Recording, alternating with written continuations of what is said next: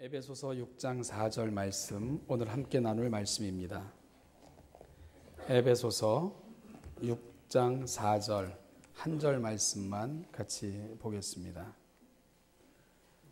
같이 한 목소리로 읽겠습니다. 시작. 또 아비들아, 너희 자녀를 높게 하지 말고 오직 주의 교훈과 훈계로 양육하라. 아멘. 금요일 밤 좀 늦게 저희 교회 관리 집사님이 저를 급히 찾아오셨습니다. 집사님과 함께 몇 명의 아이들이 이렇게 끌려왔는데요. 끌려온 게 아니고 이렇게 데리고 들어오셨는데, 이 교회에서 음식이 사라지는 사고가 발생했는데 그 범인들이 잡혀온 겁니다. 그래서 늦은 밤이었는데요. 서재에서 아래층으로 내려가 봤더니 그 3명의 아이들이 잡혀왔는데 정말 잘생겼더라고요. 3명 다. 또 잡혀왔는데 이 녀석들이 또 명랑하기까지 해요. 죄책과 불안감, 두려움 이런 건 하나도 없었고. 그래서 이제 집사님 4분 보내고 이제 남전도사하고 걔네들하고 이제 한참을 얘기를 나누었었습니다. 왜 너희들 교회담을 넘어왔냐? 그리고 교회 안은 도대체 어떻게 들어오게 된 거냐? 부터 시작해서 여러 가지 얘기들을 쭉 나눴죠. 뭐 감추는 것도 없이 너무 솔직하게 얘기를 다 해주던데요. 어떻게 들어왔고 그 다음에 그날 가져간 것으로 잘 먹었고 뭐 이런 것까지 얘기를 쭉 해줬습니다. 근데 그 아이들과 이렇게 얘기를 쭉 나누다 보니까요, 그 3 아이들 정말 잘생겼어요. 또 근데 그 아이들에게는 공통점이 있었습니다. 전부 부모가 이혼한 가정이었어요. 그래서 한 아이는 아버지 얼굴 볼 수가 없어서 들어가기가 싫어서 안 들어가고 있는 거다. 아버지 또 자기 보면 화낼 거고 때릴 건데 어떻게 들어가겠느냐. 그래서 오늘은 안 들어가고 화가 좀 풀린 다음에 들어가려고 그러고 있는 거다. 뭐 이렇게 얘기하고 있고요. 또 어떤 애들은 오래된 것 같아요. 발냄새가 얼마나 심한지. 또 한 놈은 부모가 이혼을 했는데 부모는 소식도 없고 며칠 전에 아버지하고 마지막 통화를 나누었는데 너 다시 전화하면 죽는 줄 알아. 그러면서 욕을 하면서 너하고 난 상관없으니까 다시 연락하지 말아라. 그래서 지금 갈 데가 없어서 전전하고 있다. 그런 아이가 있었고요. 또 한 아이는 역시 부모가 이혼했고 부모들은 소식도 모르고 할머니하고 고모 삼촌하고 지금 같이 살고 있다. 그런 얘기를 했습니다. 참 너무 마음이 아팠습니다. 그리고 그 아이들을 바라보고 있는데 왜 이렇게 미안했는지, 얼마나 부끄러웠는지 모릅니다. 기성세대인 내가 얼마나 창피했는지 모릅니다. 결국 그 아이들을 거리로 마치 그 들고양이처럼 먹이를 찾아 갈 곳을 찾아 헤매게 생존을 향해 죄 가까이로 그렇게 다가갈 수밖에 없도록 만들고 있는 것이 바로 부모이고 가정이라는 생각을 하니까 참 견딜 수가 없었습니다. 그 아이들한테 야 니들 여기서 나가면 어디 잘 곳은 있냐, 그리고 정말 잘 자리가 필요하면 나나 이 전도사님한테 전화를 해라. 그럼 재워주겠다. 이렇게 하면은 안 된다. 지금 나가면 잘 자리가 있느냐 그랬더니 할머니 집으로 갈 거라고. 얘네는 그랬더니 걔네들 다 데리고 갈 거라고. 밥은 먹었냐 그랬더니 편의점에서 뭐 컵라면 하나씩 먹었다고. 그래서 이게 돈을 지어주면서 밥 먹고 그리고 들어가라. 그리고 니들 걔네가 지금 17살이에요. 고등학교 1학년 애들. 근데 살 날이 너무 많은데 그 앞날이 너무 침울해 보이지 않니? 그러니까 아무리 어렵고 힘들어도 너희들이 앞으로 많은 살아가야 될 날들에 대해서 조금 고민은 좀 해라. 그러면 다독이면서 이렇게 보냈습니다. 근데 걔네들이 아주 소중한 정보를 알려주고 갔어요. 왜냐하면 우리 교회가 이렇게 굉장히 좀 허술하대요. 그래서 여기저기는 좀 보완을 좀 하셔야지 될 것 같다고. 그러면서 자세한 정보를 제공해줘서 고맙다고 이제 그렇게 헤어졌는데요. 그 아이들을 만나면서 특별히 오늘 이 시대 이 부모로 어떻게 살아가야 하는가에 대해서 참 많은 그 생각을 했던 그런 시간이었던 것 같습니다. 특별히 오늘 어린이 주일인데요.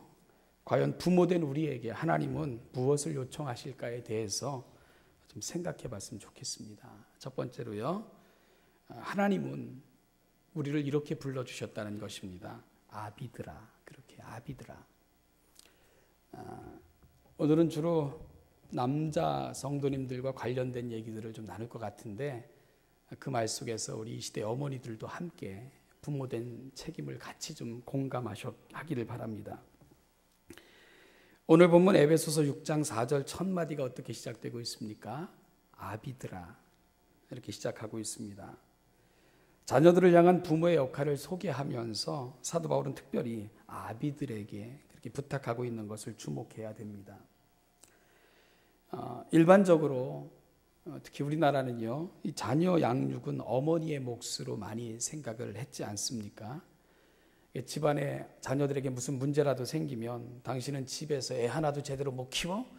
뭐 이렇게 쉽게 말했던 것이 어찌 보면 이 시대 아버지들인 우리들의 모습이었던 것 같습니다. 또 그렇게 소리 지르면 어쨌든 집안에 머무는 시간이 많은 엄마들은 기가 죽고 마치 죄인인 것처럼 움츠려들었던 것도 사실이기도 했고요.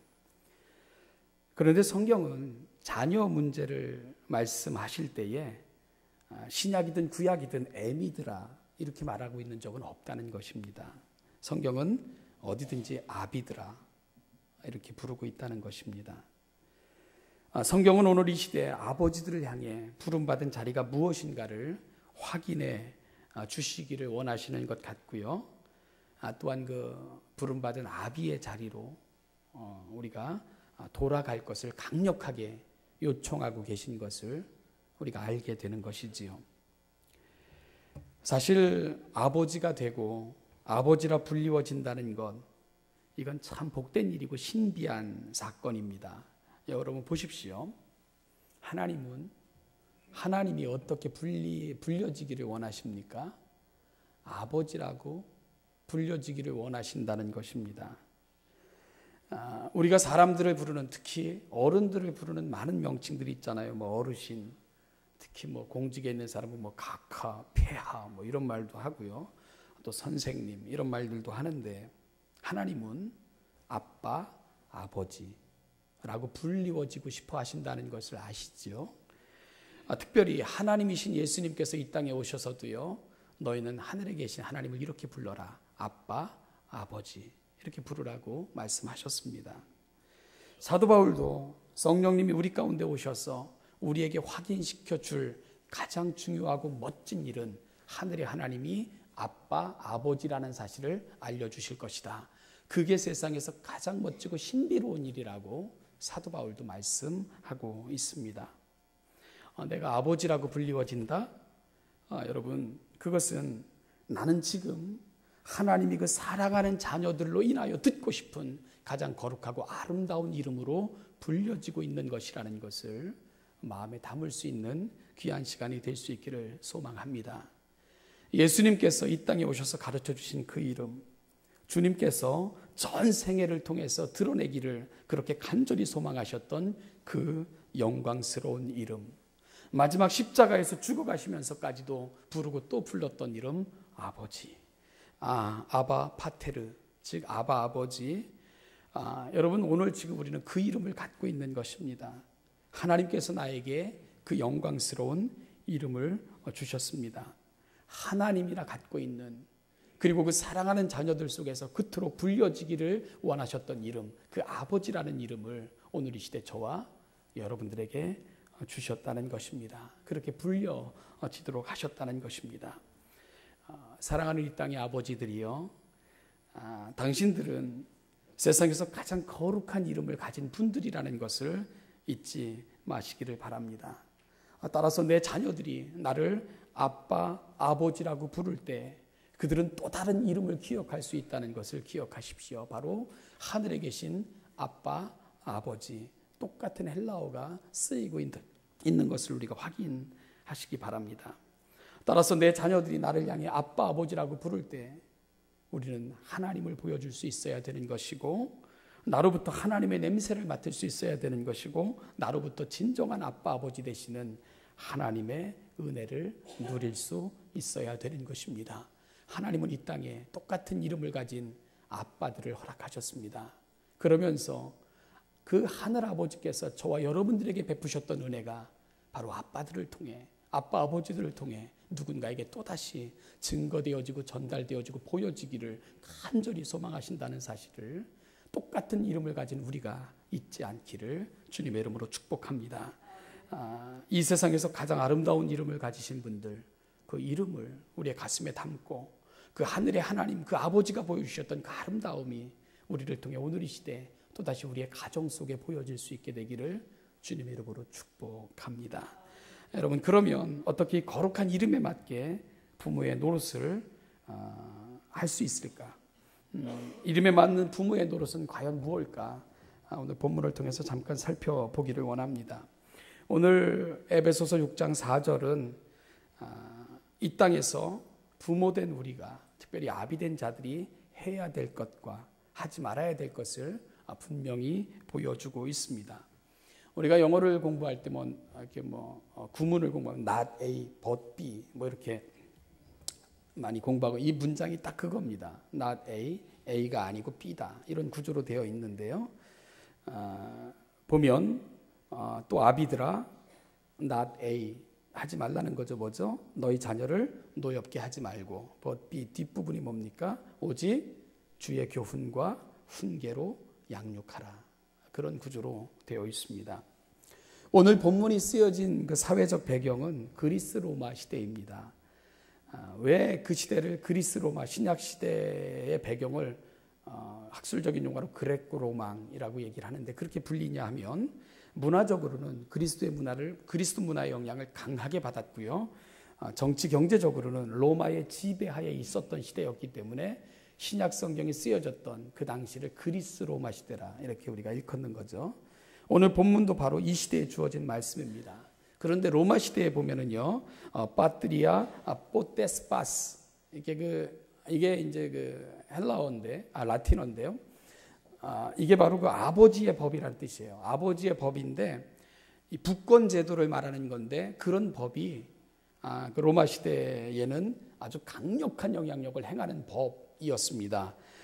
파테리아 포테스타스인데, 이게 뭐냐 하면 아버지의 권한은 자녀들에게 평생을 걸쳐 효력을 발생한다. 그 법의 취지는 그것입니다. 여러분, 이러한 법들 때문에 자녀는 아버지 마음대로 할 수가 있었습니다. 특히 여자들의 권한도 이와 별반 없이 그렇게 취급되어졌던 것이 바로 로마 시대였는데요. 그래서요, 마음에 안 들면 자녀를 버려도 상관없었고요. 그러다 보니까 이 길거리에 버려진 자녀들이 부지기수였고, 그렇게 버려진 아이들은 노예굴로 팔려갈거나 매음굴에 여자아이들은 팔리기도 하는 이러한 일들이 비일비재하게 일어났던 것이 로마 사회였습니다. 특별히 병이 있거나 장애가 있는 아이들은요, 버려지기가 태반이었습니다.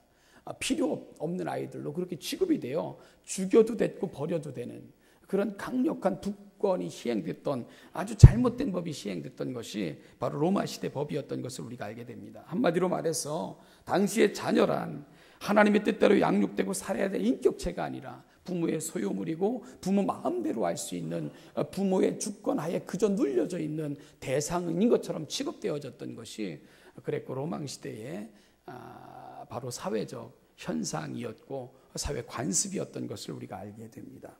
아이들의 인권, 여인들의 인권은 처참하게 무너져 있던 시대, 여러분, 그 시대를 향해서 오늘 성경은 무엇라고 말씀하고 있는 것입니까? 그 당시에는 상상할 수 없었던 그 혁명적인 선언을 하나님은 그 시대를 향해서 바라고 계신 것입니다. 아비들아, 너희 자녀를 노엽게 하지 말고 오직 주의 교훈과 훈계로 양육하라.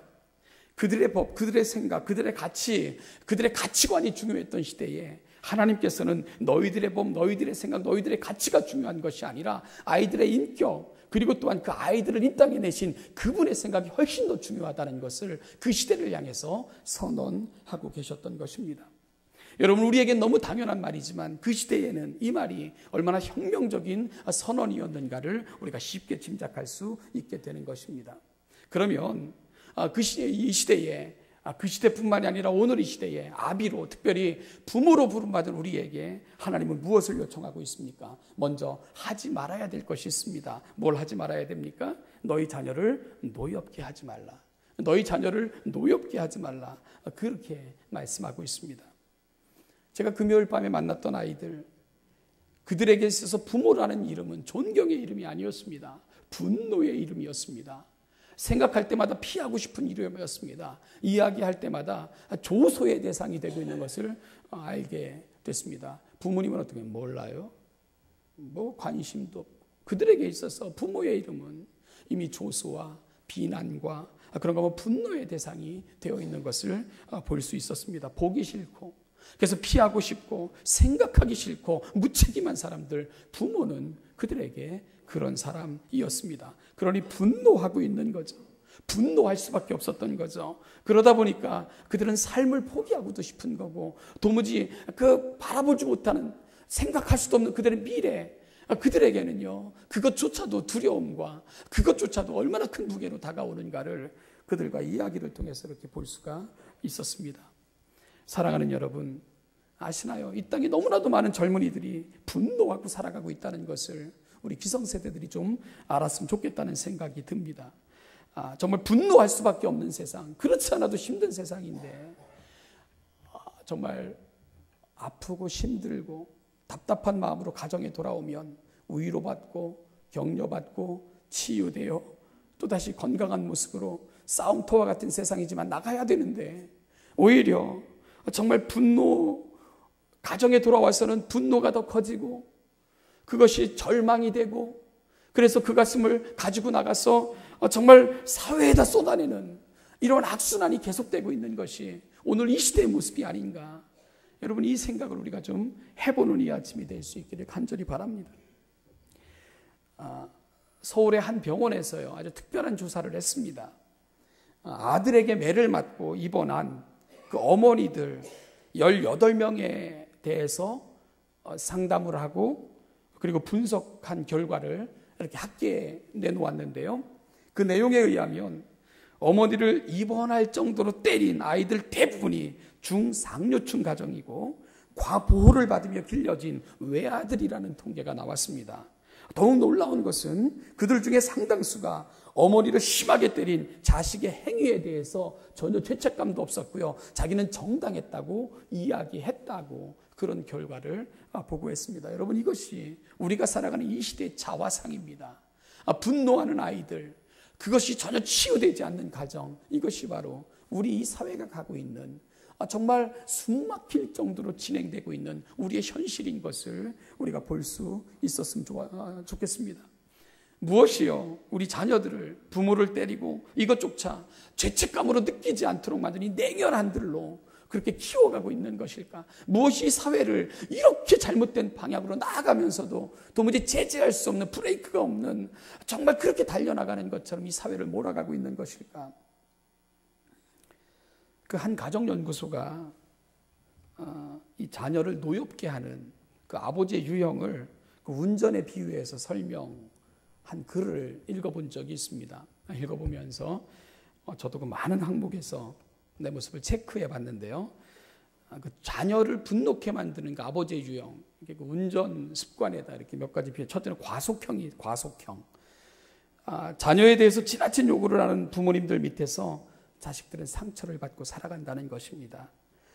부모의 기대치가 너무 높을 때, 그렇다 보면 이 부모의 눈에는 자식이 다 못마땅한 거죠. 그 속에서 아이들은 분노하게 되고 좌절감을 느끼며 자랄 수밖에 없다는 것입니다. 두 번째 유형으로 음주운전형, 그렇게 분류를 했는데, 내 기분에 따라서 자식들을 대하는 부모의 모습을 그렇게 비유한 것입니다. 내 기분과 감정이 중요해요. 내 아이들이 받을 상처와 그들의 기분은 고려되지 않는 그런 부모 유형, 이걸 음주운전형. 그래서 이 글에서는 내 감정을 조절할 수 없을 때는 아이에게 훈계하고 책망하는 것은 당장 그만둬야 된다. 아무 유익이 없기 때문이다. 그 네 기분을 풀려고 하는 거지 아이들을 위하는 것이 아니기 때문이다. 이렇게 권면하고 있었습니다. 세 번째는 끼어들기형. 우리가 잘 아는 거죠. 자녀들이 스스로 성숙할 시간을 주지 않는다는 것입니다. 내 생각대로만 내몰려지는 거죠. 수없이 많은 학원들, 수없이 많은 내가 보이길 원하는 것이 그 자녀의 모습이 되기를 소망하는 마음들이 아이들을 그렇게 만들어 간다는 것입니다. 아이들은 자기의 길이 없어요. 자기 생각이 없습니다. 자기가 판단하고 결정할 수 없어요. 왜냐하면 부모들이 다 끼어들어가지고 본인들이 다 만들어버리니까. 그게 끼어들기형, 뺑소니형, 이게 무책임하고 방임형 부모들을 그렇게 설명하더라고요. 내 아이들에 대해서는 별로 관심이 없습니다. 나만 놓았지 아무런 책임을 지지 않는 부모들, 이게 뺑소니형이라고 설명을 하고 있었고요. 그런 부모들 밑에서 아이들은 자연스럽게 분노를 배운다고 설명하고 있었습니다. 다섯 번째로 초보 운전형. 도대체 뭘 해줘야 되고 부모의 역할이 뭐고 부모가 누군지조차 분별하지 못하는 철딱선이 없는 부모들가 너무 많기 때문에 아이들은 그 속에서 자신의 존재감도 그런가 하면은 자신에 대한 생각도 다 잃어버린 채 그렇게 살아갈 수밖에 없다고 얘기를 합니다. 마지막으로 경쟁자형. 여러분 그런 사람 있잖아요.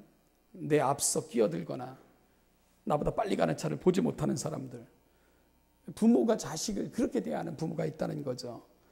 그래서 아이들을 남과 끊임없이 비교하면서 앞서가야 된다고 끊임없이 채찍질하고 마치 조금만 뒤지면 마치 네 인생이 망가진 것처럼 그렇게 닥달하고 그렇게 모욕하고 그런 부모들 경쟁자형이라고 표현하고 있었습니다. 여러분 이런 부모들 아래서 자식들은 노여움을 안고 살아가게 된다는 것입니다. 그런데요, 이 문제가 결코 가볍지도 않고 쉬운 문제도 아니라는 것입니다. 지속적으로 아이들이 가정에서 이런 상처를 받고 부모들을 통해 노여움을 품게 되면 그 아이들은 어렸을 때는요, 그 부모에게 순종하는 것 같고 나긋나긋한 아이 같지만 그 아이 속에는 끊임없는 분노가 층을 만들고 그것이 그 속에 감춰져 있는 그의 내면이 된다는 것입니다. 그렇게 되면은요, 그 아이들은 자라서 어른들을 존경 안 하게 되고요. 심지어 부모가 내게 필요한 내게 정말 부모가 나를 필요로 할 때 그 아이들은 부모 곁에 있어주지 않는다는 것입니다. 그리고 정말 부모를 보양하거나 공경할 때 그 아이들을 통해서는 결코 공양이나 공경을 기대할 수 없게 된다는 것입니다. 그 아이들 속에 쌓여진 것들이 결국 그런 모습으로 사회와 그의 남은 생애 그리고 부모의 마지막 순간까지도 그렇게 결정할 수밖에 없다는 것을 조심스럽게 제시하고 있는 것을 읽어본 적이 있습니다. 그렇게 되면 어떻습니까? 사회는 큰 악순환에 그 악순환의 고리 끊지 못할 그 깊은 수렁으로 빠져 들어가게 되는 것입니다. 사랑하는 여러분, 그러면 우리는 어디로 가야 됩니까? 하나님은 우리를 향해 어떤 것을 요청하고 계십니까? 그것이 바로 B 뒷부분입니다. 오직 주의 교훈과 훈계로 양육하라. 양육을 요청받고 있는 것입니다. 양육.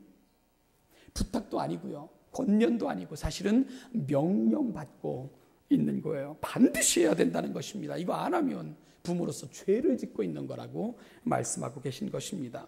오늘 여기서 주의 교훈과 훈계로 양육하라. 이 양육이라는 말 우리 간호사님들이 제일 잘 하시는 말입니다. 널싱이에요. 널싱. 간호의 개념입니다.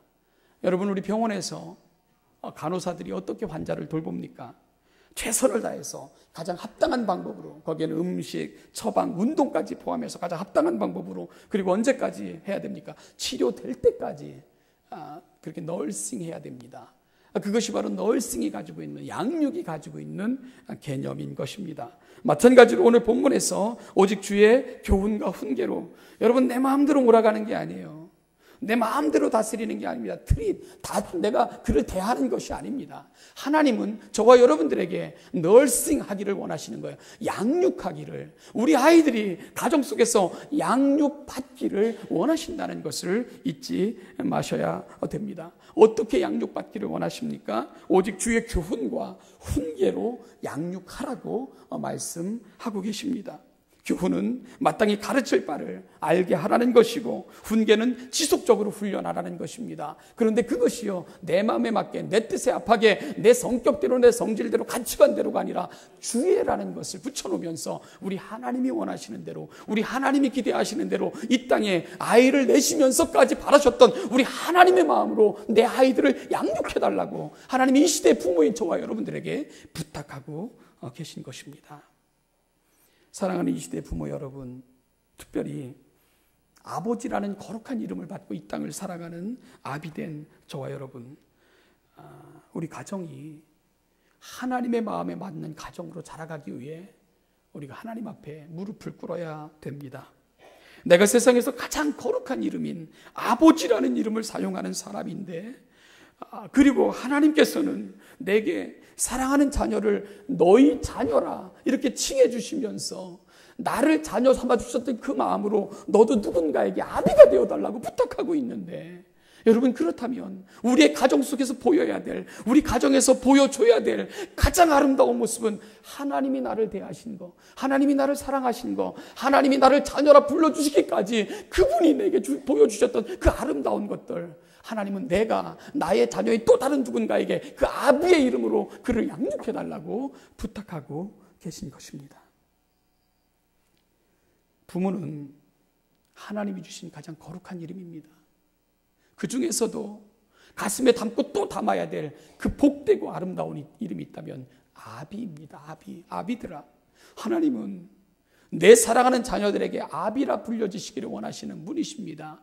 그리고 우리의 가정에 참 귀하고 소중한 생명을 주시면서 하나님은 우리를 아비라 그렇게 불려주셨습니다. 내가 하나님의 자녀인 것처럼 나를 자녀 삼아주신 그 하나님의 사랑으로 또 다른 자녀인 아비된 자들아, 그렇게 너희 자녀를 양육해달라. 하나님께서는 그렇게 말씀해 주고 계신 것입니다. 사랑하는 신원예담교회 성도 여러분, 특별히 아비로 부름받은 이 거룩한 자들이요, 아비의 자리로, 부모의 자리로, 거룩한 그 아름다움이 있는 자리로 함께 돌아갈 수 있는 이 복된 아침이 될 수 있기를 주님의 이름으로 축복합니다. 아비들아, 이 말을 가슴에 담을 때마다 하나님의 사랑이 내게 느껴지고, 나도 누군가에겐 하나님처럼 돼야 되는 거구나. 그분이 보여주셨던 그 사랑, 그분이 보여주셨던 양육이 나를 통해 하나님은 또 다른 누군가에게 보여지기를 소망하시는구나. 잊지 마시고 오늘 이제 또 다른 그 거룩한 이름 아비들로 살아갈 수 있는 우리 모두가 될 수 있기를 주님의 이름으로 축복합니다. 기도하겠습니다. 하나님 아버지, 가정의 달입니다. 너무 분주하고 바쁘고 힘들다 보면 잊기 쉬운 이름 가정, 그리고 아비, 어미라는 이름, 하나님은 우리 가운데 잊지 말고 사시길 원하시며 5월을 특별히 가정의 달로 허락하여 주신 거 너무너무 감사합니다. 하나님 아버지, 이 이름들을 가슴에 담게 하옵소서. 세상에서 가장 소중한 이름이며 우리가 이 세상을 떠난 후에 가장 하나님으로부터 칭찬받고 받을 상이 많은 이름이 있다면 아비의 이름이고 어미의 이름으로 살았던 것임을 잊지 않게 도와주시기를 원합니다. 하나님, 그 어떤 것이 아니라 좋은 아비로 좋은 어미로만 살아도 세상에서 가장 아름답게 사는 것이고 하늘의 상급이 가장 크다는 것을 꼭 기억하면서 가정의 청지기로, 부모에게 부모로서 자녀의 청지기로 살아갈 수 있는 우리 모두가 되게 하여 주시옵소서. 감사드리며 예수님의 이름으로 기도하옵나이다. 아멘. 우리 주 예수 그리스도의 은혜와 아버지 하나님의 무한하신 사랑과 성령의 인도, 교통, 충만케 하심이 가정을 주셨고 부모의 이름을 주셨고 귀한 자녀를 우리의 기업으로 주셨고 그렇게 이 땅에서도 천국을 경험할 수 있게 하셨기에 감사하며 우리 사랑하는 신원예담교회 모든 가정마다 그 가정의 아름다운 자녀마다 부모의 이름으로 살아가는 귀한 심령들마다 그리고 그들이 살아가는 모든 삶의 현장마다 이제부터 영원까지 그 영원까지 그 은혜와 은총이 함께 하시기를 축원하옵나이다. 아멘.